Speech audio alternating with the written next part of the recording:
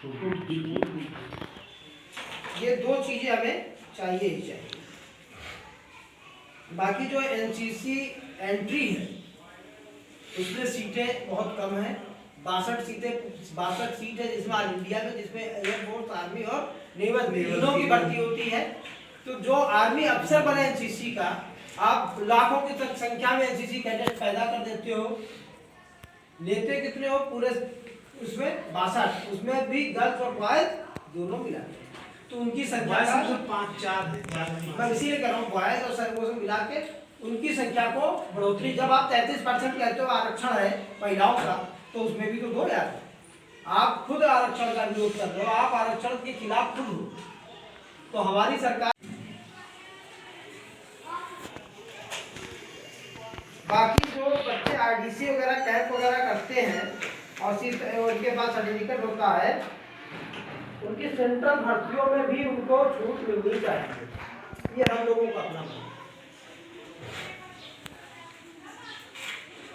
बाकी जो बच्चे हमारे हैं, जैसे कि हाई स्कूल में भी तमाम बच्चों को एनसीसी मिल जाती है, और एनसीसी में भर्ती होने के बाद 5 से 3 साल कड़ी मेहनत करते हैं, लेकिन उसकी वजह से उनकी जो उम्र होती है लगभग 21 साल के आसपास पहुंच जाती है, और उसकी वजह से वो स्पेशल एंट्री का उतना फायदा नहीं उठा पा रहे हैं, और जिसकी वजह से उन्हें बाहर हो जाते हैं। भाई 21 साल का हो गया पढ़ते पढ़ते, और एनसीसी कैडेटों को 110% भर्ती दी जाए, बाकी कहीं मिले न मिले, लेकिन एनसीसी कैडेट अगर होमगार्ड में होगा तो आपका प्रदेश सुरक्षित होगा। ये मैं क्योंकि ये रहा कि हम लोग आज बसों में जो भी बच्चे आप सफर करते हो, तो बसों के अंदर जो कंडक्टर और ड्राइवर से आपको दिख रहे हैं वो भी सर्टिफिकेट और उसी certificate holder NCC cadets, NCC वाले हैं सर। वो घबराहट भी दे रहा है, हमको इसी तरह की पीछे पढ़ाई करने की जरूरत है, जिससे कि हम लोग आगे कुछ कर सकें और लोगों को आगे के लिए लाई।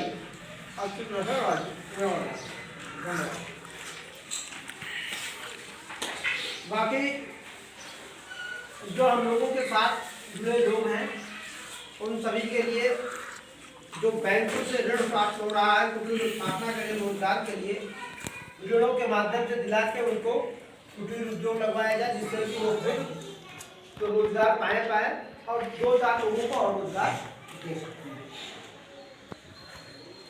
इसके अलावा हम लोगों का हमेशा सामाजिक मुद्दों पर हम काम करते रहे हैं। हम सभी सामाजिक मुद्दों पर ही चर्चा करते रहे, सामाजिक मुद्दों के लिए लड़ते रहे।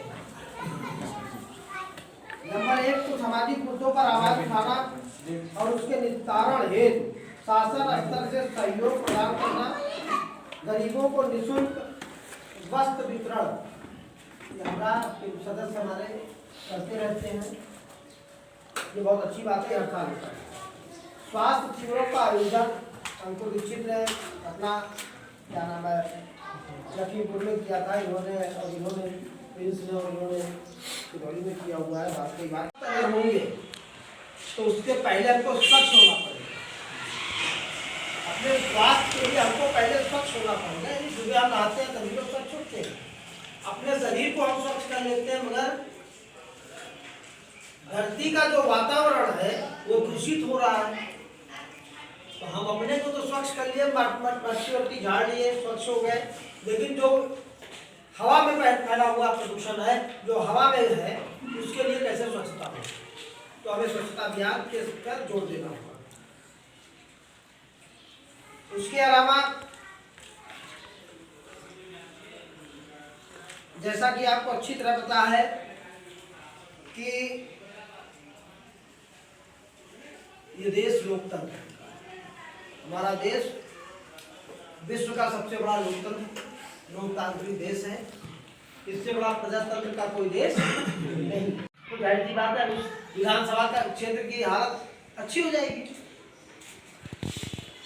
जैसे योगी जी थे ना, कहीं के वो लोकसभा में सांसद थे और मुख्यमंत्री के लिए प्रोजेक्ट हो गए, बाद में वो विधान परिषद में सदस्य होने के बाद जाके वो उन्होंने वोट किया, ठीक है ना। ऐसे राजनाथ सिंह एक समय में थे, राज्यसभा में सदस्य थे और मुख्यमंत्री उनको बनना था, तो 12 से चुनाव लड़े। हो सकता है उस तरह का कुछ परिवेश आए, और नोटा की वजह से आपको एक अच्छा प्रत्याशी मिल जाए। एक दूसरा जिस पर हम लोगों को सबसे ज़्यादा वो रहता है वो है पर्यावरण एवं जल संरक्षण। पूरे विश्व से अब तक 2500 लाख की संख्या में लोग भगवान को प्यारे हो गए 2 साल में।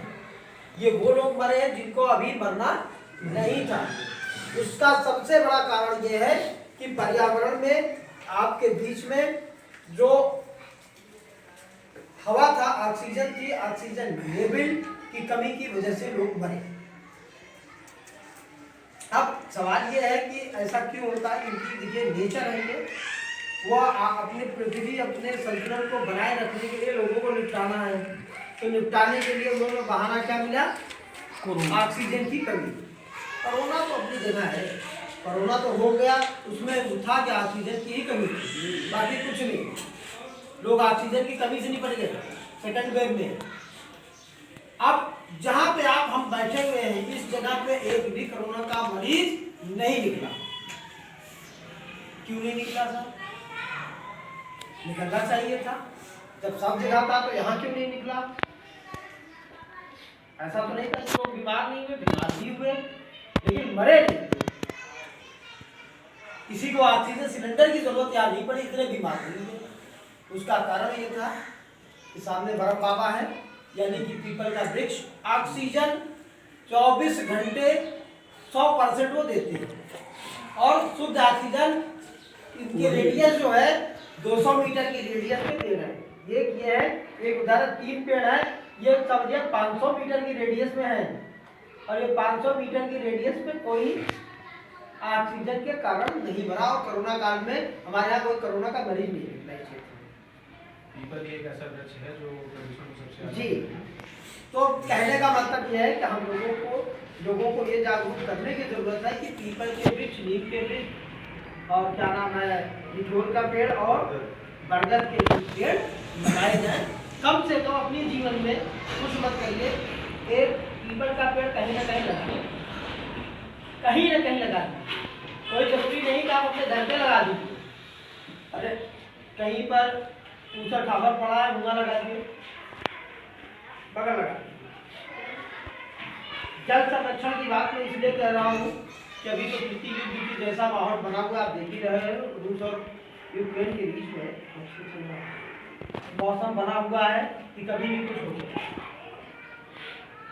फिलहाल एक लेटेस्ट अपडेट है कि चेन्नई एक ऐसा शहर है, भारत का पहला राज्य है जहाँ पर भूमिगत जल पूरी तरह खत्म हो गया। हाँ, तब चेन्नई को आप समझ ही सकते हो, बढ़िया शहर है, देखने में समंदर के किनारे क्षेत्र है, समंदर के किनारे है, खारा पानी पी पी के मरेंगे। तो कहने का मतलब है कि जन संरक्षण की भी जरूरत है, क्योंकि अगला जो विश्व युद्ध होगा न वो तेल के लिए होगा न अन्न के लिए होगा, वो सिर्फ पानी के लिए होगा। ये आप समझिए, अगला विश्व युद्ध पानी के लिए होना है।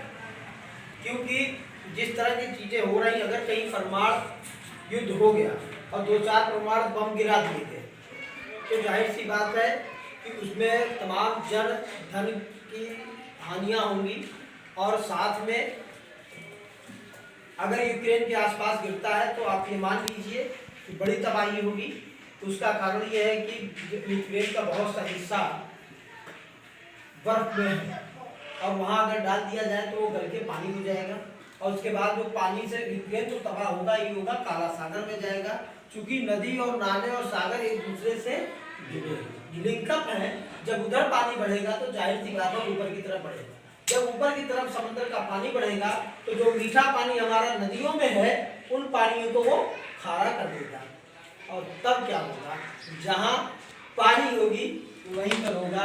और उसका सबसे ज्यादा जल स्रोत मीठे पानी का हिंदुस्तान में, ये हम आपकी जानकारी इसलिए बताते हैं। इसलिए हम लोगों को इसकी भी जरूरत है कि जो भूमिगत जल है उसको बचाने की आवश्यकता है।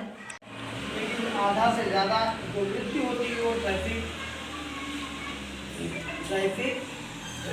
नियम के उल्लंघन के कारण होता है, हेलमेट न पहने होने के कारण होता है। हम चप्पल पहन के गाड़ी चलाते जरूर हैं और चप्पल फंस गया तो ब्रेक लगा नहीं, घुस गए। सीधा ना, सीट बेल्ट नहीं पहने हैं, कार चला रहे हैं, जरा सा भी झटका हुआ, हम गाड़ी एक्सीडेंट आगे से हुआ और आगे घुस गए। यही सब तमाम चीजें होती हैं और मैं उसका भुक्तभोगी हूँ। मैं तो अभी जून अभी आने आ रहा है, ठीक है। लास्ट मंगलवार था और रात हमारा एक्सीडेंट हुआ था अगले साल, और बहुत बुरी तरह सटरिया थाने के सामने। ये बेल्ट लगा हुआ था, तो हम और राय साहब जेपी जी तो हमारे साथ में नहीं है, दुनिया छोड़ने चले गए हैं। तो हम तीनों थे और वो हमने अपने आंखों से मौत का नज़ारा जिसको कह सकते हैं या मौत से साक्षात्कार कह सकते हैं, वो हम करके लौटे हुए। तो हमें ये पता है कि सीट बेल्ट की कितनी उपयोगिता। 12वां है संविधान द्वारा प्राप्त मौलिक अधिकार जो हैं और उनके कर्तव्य। आम जनता को पता ही नहीं है कि उसको क्या अधिकार प्राप्त है और उसका क्या कर्तव्य है। उसको ये पता है कि मैं हिंदुस्तान में रहता हूं साहब और ये मेरे बाप की जागीर है। हाँ, मैं उस मंदिर में जाता हूँ, मेरे बाप की जागीर है। मैं उस मस्जिद में जाता हूँ, मेरे बापा की जागीर है। तो हमें अब इन चीजों से भी ऊपर उठना होगा, क्योंकि मंदिर और मस्जिद जाने से देवी देवता का आपके अंदर बसे हुए हैं। आप रोज एक चीज सोचिए, केवल रोज एक चीज सोचिए कि आज हमारा सर दर्द हो रहा है। सिर्फ सोचिए और अगले 2 घंटे के बाद अगर आपका सर दर्द ना हो रहा हो तो मुझे बताइए आखिर ऐसा क्यों हुआ कि आपने सोचा और सर दर्द शुरू हुआ, उसका क्या कारण है। आप मंदिर और मस्जिद में जाते हो, सर पटकते हो, भगवान से कहते हो हमको ये दे दो, हमको ये दे दो, नहीं मिलता है क्योंकि आपसे उसको दिल से नहीं। समाज में पैदा हुए हैं, जिस मानव समाज के साथ रह रहे हैं, जिनके साथ आप पैदा हुए हैं, जिनके लिए पैदा हुए हैं, वो है मानव समाज। जानवर भी बच्चा पैदा करता है, वो भी उसको खिला पिला के बड़ा करता है। फर्क हमारे आप के बीच में सिर्फ इतना है, जानवर और हमारे बीच में, कि उनको सोचने और समझने की शक्ति प्रदान नहीं है, आपको सोचने और समझने दोनों की शक्ति प्रदान।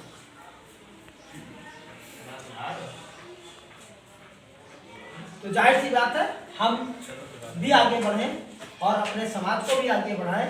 और अपने समाज से मेरा मतलब है मानव समाज की मैं बात कर रहा हूँ। मैं ये नहीं कह रहा हूँ कि ये वर्मा जी है तो हम वर्मा जी को बढ़ाएं, ये ठाकुर साहब है तो मैं ठाकुर साहब को बढ़ाएं, ये पंडित जी है तो पंडित जी को हम आगे बढ़ाएं। ये मैंने कभी नहीं किया और उम्मीद ये करता हूँ कि जब तक भगवान इस दुनिया में हमको रखे ये हम ना करें।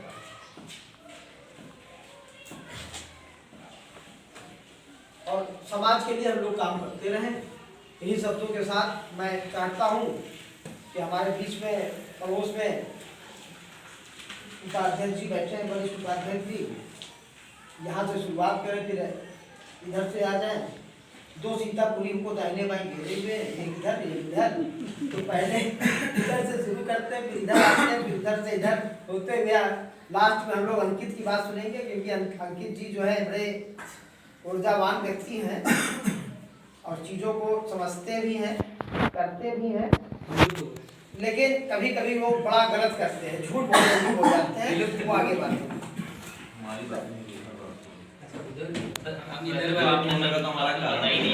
अगर इसमें कुछ आपको लगता है कि और बढ़ना चाहिए या घटना चाहिए, हाँ, इसके अलावा आप लोगों के साथ जो लोग जुड़े हैं, जो लोग भी जुड़े हैं, उनको एक्टिव करिए। उनमें अगर आपको ये लगता है कि ये आदमी बहुत अच्छा कर सकता है तो उसे संगठन के ऊपर वाले हिस्से में ले आने का प्रयास करिए, केवल अपने तक न मत रखिए। कहने का मतलब मेरा ये है, क्योंकि संगठन में बदलाव होना तय है।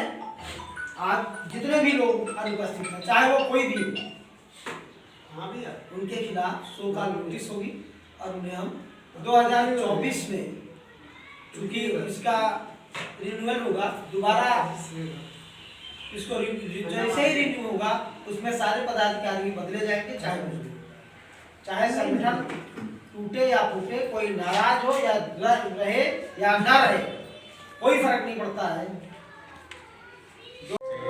और जितना हो सके उतना ये आप अपना परिचय दे ये मैं परिचय आपको पहली बार में देखना है। मेरा नाम आयुष सिंह है और मैं हरौनी का रहने वाला हूँ। मैं सदस्य हूँ, ये पदाधिकारी नहीं, ये है वो है, मगर मैं जो हूँ मैं सदस्य ही हूँ। वहाँ बड़ा बड़ा लिखा है उसमें। फिलहाल ये जरूरी नहीं, क्योंकि आप लोग आप मंथन करके खुद ये विचार दें उधर का वो देखो व्हाट्सएप कैसे इस सक्रिय रहने के लिए हमें करना क्या है। नहीं लिखा उसका आदमी पड़ा हुआ है। मतलब महीने में एक तो उसमें आदमी लिखा होगा। अरेंज करे, ऐसा एक शेड्यूल बने कि इस महीने में इनको करना है, इस महीने में इनको करना है, इस महीने में इनको करना है। और फिर उस मीटिंग में ये भी डिसाइड होना चाहिए कि ये पदाधिकारी कौन सा ऐसा प्रोग्राम कर रहा है जो हमारे समाज में दिखेगा, हाँ, और उस प्रोग्राम को वही पदाधिकारी लीड करेगा और उसके नीचे सारे लोग काम करेंगे। चलो एडिशनल पॉइंट आप लिख लो, इनके नाम के मैं बताता हूँ उसको। एक पॉइंट इनके नाम का लिखो और उसमें ये लिखो रोस्टर सेट करना, और ये काम होगा तुम्हारा गणेश, ठीक है। एक रोस्टर सेट बताई दिए हैं, कोई उसमें बताने वाली चीज कहा नहीं गई है। जितना बता दिए हैं उतना ही आगे बढ़े, काफी बहुत है। धीरे धीरे ही गाड़ी आगे बढ़ेगी। भाई हम लोग तो जमीन पर हैं, जमीन के ऊपर उठना है तो धीरे धीरे ही उठेंगे, एक बार तो उठेंगे नहीं।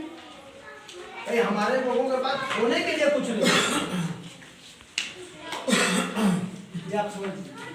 बाकी आप लोगों को थोड़ा थोड़ा आइडिया जब हम लोगों की वर्चुअल मीट चल रही थी तो ये लग गया होगा कि हमारे पास किस तरीके के इंटेलेक्ट लोग हैं समाज के जो अपनी तरफ से बताइए कि क्या अच्छा कर सकते हैं। ये सर जो टूर ऑफ ड्यूटी आई हुई है 4 साल के लिए, ये इसका नहीं है, अभी तक ये लागू ही नहीं लागू नहीं हुआ है। इसमें चर्चा चल रही है कि ये 4 साल रहेगा। जो आर्मी तैयारी करते हैं इसमें 4 साल ड्यूटी करेंगे, इसके बाद ये बाहर हो जाएंगे। अरे वो सेना की कोई नोटिफिकेशन जारी नहीं हुई जब तक वो अभी सोशल मीडिया पे सब खिस्सी चल रही है। उसमें कोई दम नहीं है, उसका भी कोई दम नहीं, खाली बस ऐसे ही है। ऐसा कुछ नहीं होगा। आएगी या नहीं